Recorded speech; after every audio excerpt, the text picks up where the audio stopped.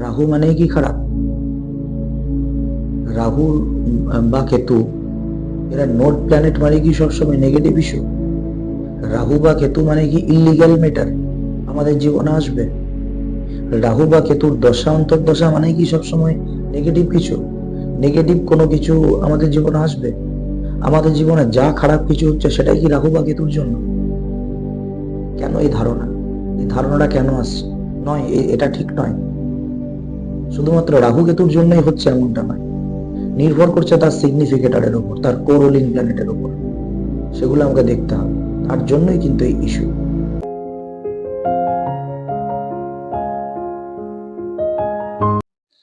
ওম শ্রী গণেশায়। নমস্কার বন্ধুরা, আজকে আমি আবার আপনাদের কাছে এসেছি। অনেকেই আমাকে একটা প্রশ্ন করছেন যে রাহু প্ল্যানেটটা কি খারাপ? রাহু কোনো কিছুতে কানেক্টেড বা রাহু ডিভিয়ে চলছে যখন, সেই পিরিয়ডটা মানে কি নেগেটিভ পিরিয়ড? এই প্রশ্নটা আমাকে অনেকেই করছেন। তো স্পেসিফিক্যালি তাদের জন্য আজকের এই এপিসোড।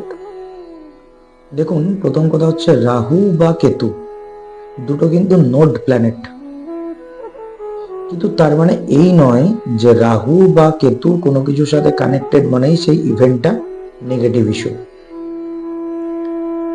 আমাকে ধরুন, সাপোজ হয়তো আমি কোনো একটা ইভেন্টকে প্রেডিকশন করব, সেই ইভেন্টের সাবলর্ড যদি রাহু হয়ে থাকে এবং সেই রাহুর যদি sign lord, star lord, sub lord অর্থাৎ সাব লর্ড অর্থাৎ রাহুর যে কোরোলিং প্ল্যানেট, সেগুলো যদি সেই চার্ট অনুযায়ী পজিটিভ হয় এবং রাহুর সিগনিফিকেটর যদি পজিটিভ হয়, রাহু যে ভাবে অবস্থান করবে যদি সেই চার্টে সেই ভাবটা ইতিবাচক হয়, বা রাহু যে নক্ষত্রে থাকবে সেই নক্ষত্রাধিপতি যদি পজিটিভ সাইনে অকুপাই করে থাকে বা পজিটিভ সাইনের ওনার হয়ে থাকে, সেই ক্ষেত্রে কিন্তু রাহু প্ল্যানেটটা বা কেতু প্ল্যানেট কখনোই খারাপ নয়।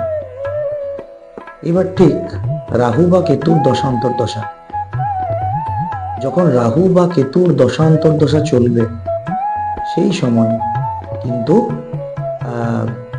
যদি এই রাহুর সিগনিফিকেটর বা রাহুর কোরোলিং প্ল্যানেট এগুলো যদি পজিটিভ হয়, কখনোই সেই জাতক বা সেই জাতিকার শুধুমাত্র রাহুর দশার জন্য কখনো খারাপ কিছু হতে পারে না। এইবার যদি কোনো রাহু বা কেতুর দশান্তর দশা পিরিয়ডটায় বা রাহু বা কেতু যে কাস্পের সাবলর্ড হবে, সেই রাহু বা কেতুর যদি কোরোলিং প্ল্যানেট এগুলো যদি নেগেটিভ সাইনে অকুপাই করে থাকে বা নেগেটিভ সাইনে রনার হয়, বা রাহুর যে সিগনিফিকেটর রাহু যে সাইনে অকুপাই করে থাকবে, বা রাহু যে নক্ষত্রকে রিপ্রেজেন্ট করবে সেই নক্ষত্রাধিপতি যদি নেগেটিভ সাইনে অকুপাই করে থাকে বা নেগেটিভ সাইনের ওনার হয়, সেই ক্ষেত্রে রাহু তখন নেগেটিভ হবে বা কেতু নেগেটিভ হবে।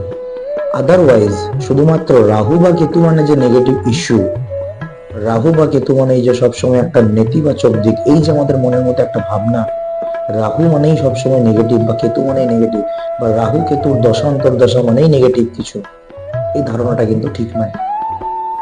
কিছু কিছু ক্ষেত্রে রাহু বা কেতু কিছু কিছু সাইনে অকুপাই করে থাকলে আমাদের কিছু নেগেটিভ ইফেক্ট পড়ে থাকে আমাদের লাইফস্টাইলে বা আমাদের ভাগ্যে, কিছু আমাদের অবস্ট্রাকশন তৈরি হয়।